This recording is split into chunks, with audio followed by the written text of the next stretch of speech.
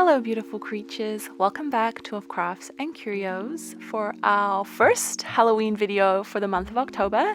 I do want to jump in and say there will be some fake gore and fake blood, so there's the trigger warning. If you do have any sort of feelings around seeing fake wounds, this video might not be for you.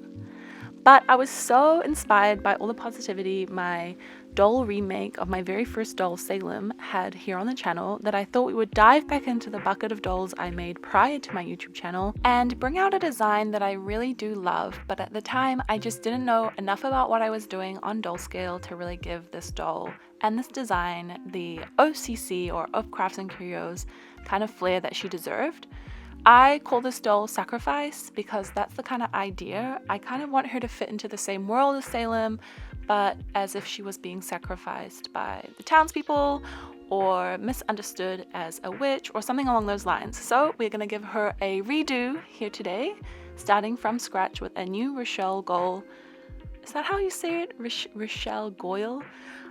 Doll to begin with, and we're just gonna see where the journey takes us redoing one of my favorite first few dolls that I made prior to YouTube.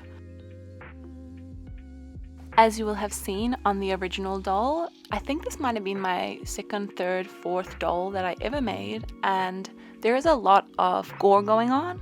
Now for Halloween, I usually try to do cute and goth and vintage kind of inspired Halloween looks, and there will be a trick-or-treater coming later this month.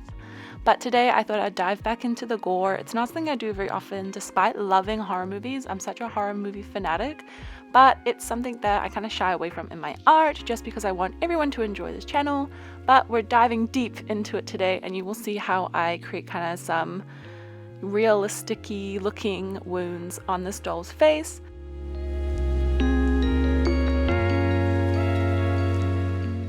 The idea, or the general idea for these wounds, are that they're in the placement of an inverted pentagram, kind of like you would see in a horror movie depicting witchcraft or devil worship, completely misunderstanding the use of a pentagram, of course. As I said earlier, I do want her to fit into the same world that my new Salem doll fits into, so kind of that pilgrim colonial Salem and, you know, fear-mongering around witchcraft in that early time. So she is going to be in a similar dress and kind of have a similar vibe going on.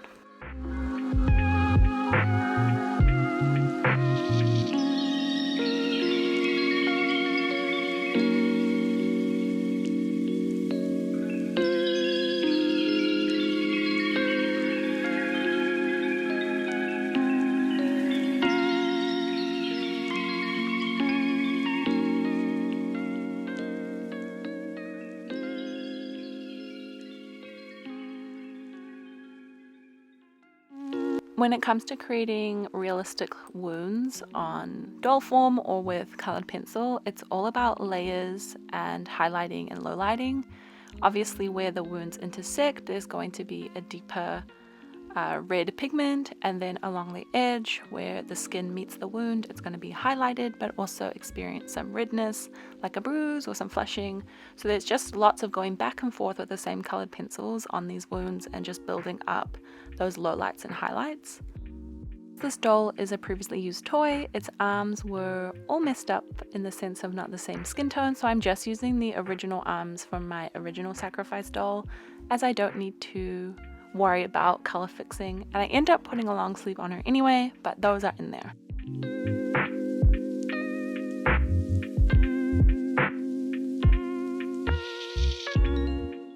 And because more is more, I wanted to give her some scraped knees, like she had been running away and she had tripped over, so I am just adding some scratched or grazed knees to this doll as well.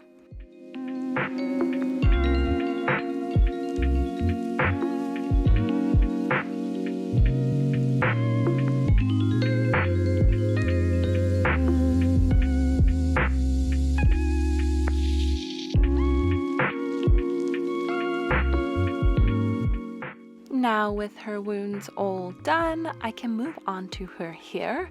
I am going to be using pre-wefted hair, as that's what I used with the original Sacrifice doll, and I am going to try and keep it a similar, if not the same, blonde, and style it in a similar way with a blunt fringe.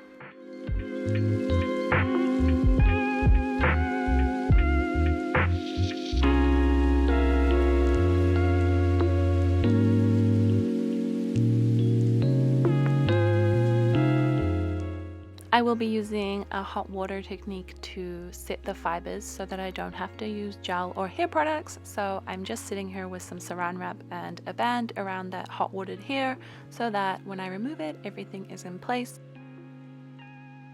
As always, I like to add gloss varnish to my dolls to bring some life to their faces, but I am also going to be using gloss varnish to accentuate the wetness of her wounds before going in again later and adding some red glossy medium to look like fresh bleeding blood. Now, because I want this doll to come from the same universe or the same town that my Salem remake comes from, I am going to ditch this Regency nightgown vibe and I'm going to go for more of that similar colonial pilgrim kind of dress that I have Salem in. So I'm going to be keeping with the red and the black, only I'm going to change up the shape.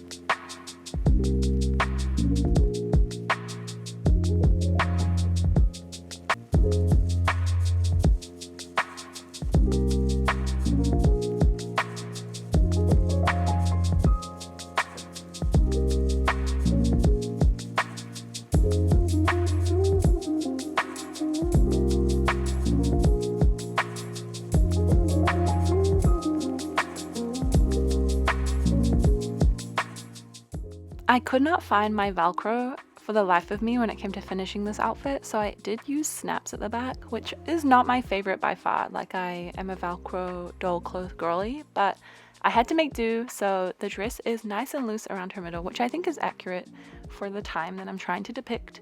And now she just needs a black bonnet instead of a white one, since this is the sacrifice and not the little town witch. So with her little bonnet, she is complete. I am going to add some little socks using a 4-way stretch fabric, and then I'm going to move on to kind of livening up her bleeding blood from her face wounds. To do this, I'm going to be using food coloring. Because food coloring is translucent but colored, it does create much more of a realistic blood effect. And then I'm using a golden medium. Clear towel gel always is my favorite medium for creating kind of blood or anything thick, but yet translucent, because it does really hold its shape. It's very thick, so you can very easily create droplets, which is great when you want something to look wet even when it's dry. So golden medium clear tar gel is definitely my favorite for this kind of effect. And then for shoes, I'm just using some shoes that I had previously painted black for another project and giving her a really simple plain black shoe. And the sacrifice is complete. Here is my first Halloween doll for the year, my first October doll for the year, and the second in a little mini series of remaking dolls that I had made prior to my YouTube channel. I am really happy with the way the sacrifice has turned out. It's also so funny to say the sacrifice as the definite article, as if she was being sacrificed, but my sacrifice doll. I'm very happy with how my sacrifice doll has turned out, and I think she's going to be a great addition next to Salem for this kind of spooky, olden-y, pilgrim vibe witchcraft universe that's coming together. If you enjoyed this video, do hit that thumbs up. If you're new here, welcome. I do hope you stick around and hit that subscribe button. What are you guys getting up to for Halloween? Let me know down below in the comments. I'm actually heading off to California from New Zealand to go and do Universal Horror Nights and explore a Northern Hemisphere autumn. I know California is super hot, but yeah, I'm heading there in a couple weeks time. So hopefully I can get everything finished for you guys before then. And if I do, I will see you guys back here so soon with more crafts and more curios.